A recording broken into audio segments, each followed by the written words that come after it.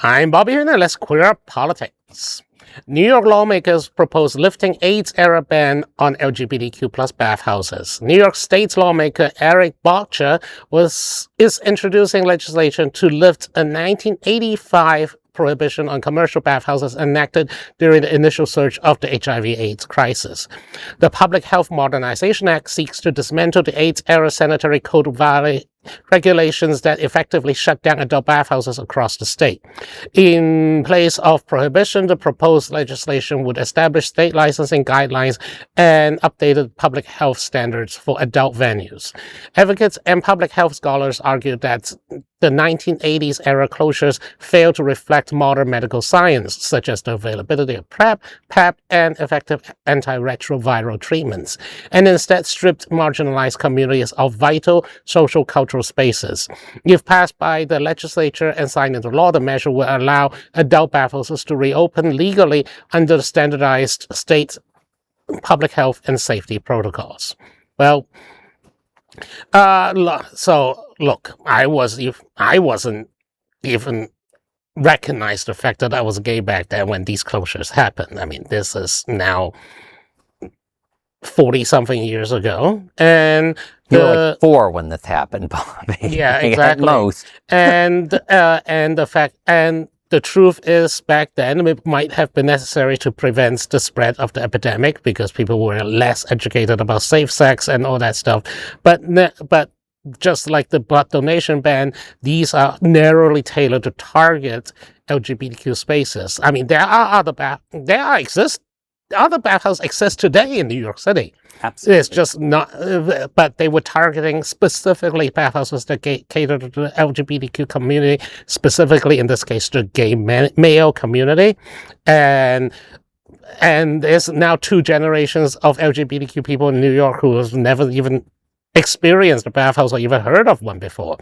I mean, back in the day, in 1970s, one of the most famous bathhouses in New York was the Continental Baths, featuring a very young Bette Midler singing piano, accompanied by a very young Barry Manilow. Yeah. I mean, both are, much older now, and much more famous. But yes, back then, bathhouses are not just for hooking up, but they are actually cultural spaces for gay men to gather in the days of criminalization and marginalization. Oh, you're like, I'll see old historical footage of the bathhouses in New York City back then. Oh my goodness, it was like a whole event back then. And you look at modern bathhouses and most of them are like the saddest things you've ever been in. It's all men who don't talk to each other.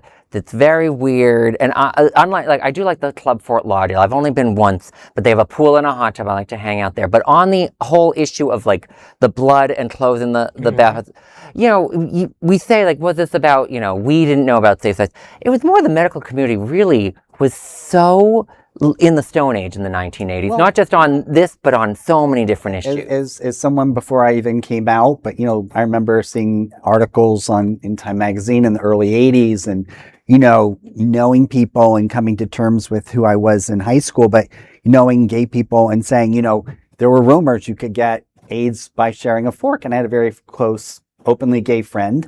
And, I said, this is ridiculous. I'm not going to get HIV from sharing a dessert and tasting what he has with the same fork.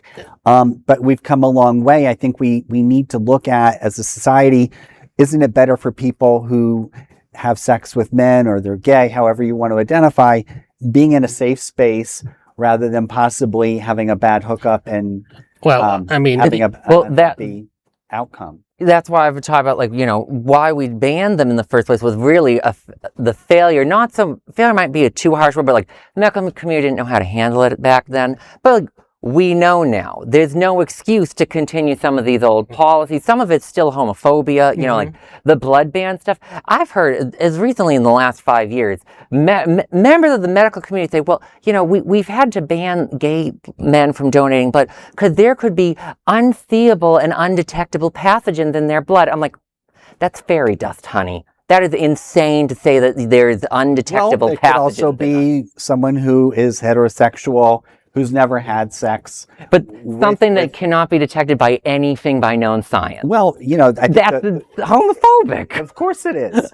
And also, you know, just to clarify that across the world, straight people suffer as much from HIV/AIDS, if not more. than our community. And at Especially- least these days, our community is a lot more educated. I mean, go to any of the community centers, Wilton Manors, San Francisco, New York City, Chicago.